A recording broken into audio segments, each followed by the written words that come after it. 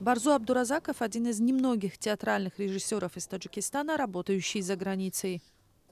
Вряд ли я могу сказать, что в Казахстане мне легче работается, чем в Узбекистане. В Узбекистане хуже работается, чем в Таллине. Нет, это цех. Если есть взаимоотношения, взаимопонимание между режиссером и актером, это всегда легко. Вскоре в Таллине он примет участие в постановке тоталитарного романа и приступит к постановке записок сумасшедшего в местном театре. Я в Таджикистане получаю предложение с 2010 года. С 2010 года у меня практически нет никаких контактов с театром. Я живу в этой стране, я люблю эту страну, очень люблю мой народ, но у меня никаких связей с театрами, национальными театрами нет, и в общем-то, меня это не очень огорчает. Далекому от творческой и политической цензуры режиссеру в начале 2000-х не позволили ставить постановку «Безумие» 1793. В беседе с режиссером спросили, что он думает по поводу последних ограничений на ношение так называемой чуждой одежды в Таджикистане. Ограничены должны быть преступники. Есть Уголовный кодекс, есть Конституция Республики Таджикистан. Все, что за пределами нее запрещается, мне кажется, что это неправильно. Нужно запрещать то, что мешает людям жить, а не то, во что одеваются люди. Понимаете? Кому какое дело, что я должен одеть, или кому какое дело к чертям собачьим, как ходит моя жена. Это моя жена, это моя дочь. Если моя жена выбирает это, допустим, если я цивильный человек, а моя жена религиозная и выбирает этот путь, кто может ей запретить это? Я не имею права. Как я могу спорить с Богом? 2 года назад он открыто осудил вторжение России в Украину, за что попал под шквал критики сторонников Кремля.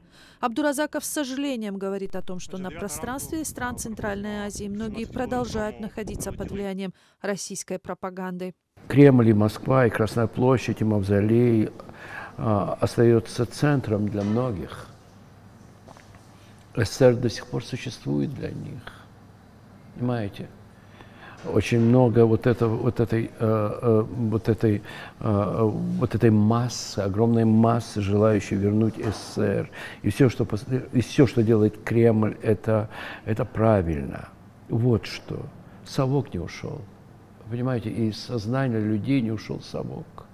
Он будет существовать, и люди будут болеть за эту войну, и будут за Россию стоять и требовать с красными флагами, с кепками СССР, с футболками Сталина. Все то же самое. СССР не ушел. Понимаете, да? Хотя 33 года мы независимые страны, но до сих пор СССР существует, и Кремль является... Там сидит Сталин, который все знает лучше. Режиссеру, получавшему еще несколько лет назад награды за спектакли в Кыргызстане, сегодня двери в страну тоже закрылись. Есть много версий воды, версий анклава нашего. Я слышу и с той, и с другой стороны много и хорошего, и нехорошего. Тем не менее, я думаю, что с соседями нужно находить компромиссы, дружить. Кто у нас есть? Вот с этой стороны у нас Узбекистан, с этой Афганистан, с этой Кыргызстан, Китай. Мы должны обязательно найти компромисс. Мы обязательно должны найти друг другу, протянуть друг другу руки и обнять друг друга. Я недавно летел в Бишкек, и я не смог долететь только потому, что оказалось, что у меня есть запрет. Это очень плохо. Это очень дурно. Мне не нравится это все. Мне очень не нравится ура-патриотизм с нашей стороны. Мне очень не нравится агрессия с другой стороны.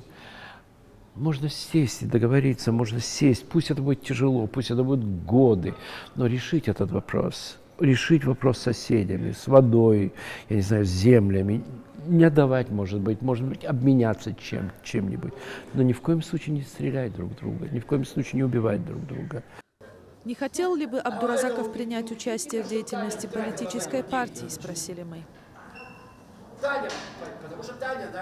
Зачем? Какой смысл? У меня есть свой голос, у меня есть своя позиция. Я выражаю ее, и мне этого достаточно. Я не думаю, что я куда-то должен вступать, в какую-то партию, какую-то линию, сидеть на собраниях, поднимать руки, опускать руки. Я этого не делал в школе, я не делал этого в институте. Зачем мне это сейчас? Я люблю мою страну, и это очень важно. Я готов я готов сделать все ради нее, этой страны. Но для меня, для моего характера быть в партии, мне кажется, это совершенно неприемлемо. Я, может быть, и режиссуру выбрал, потому что не надо ходить шагом, не надо петь хором. Я приветствую любую организацию, которая будет в помощь моей стране, но вряд ли я когда-либо вступлю в какую-нибудь организацию. В чем режиссер видит миссию современного театра? Способен ли сегодня театр изменить мировоззрение человека или вылечить социальные раны общества?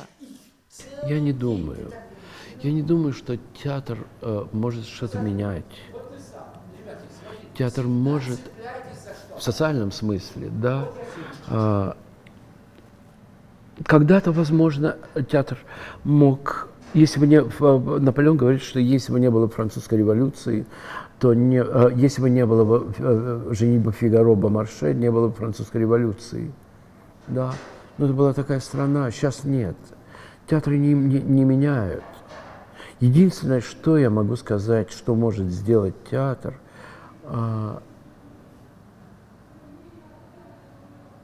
всячески делать человеческие сердца теплее.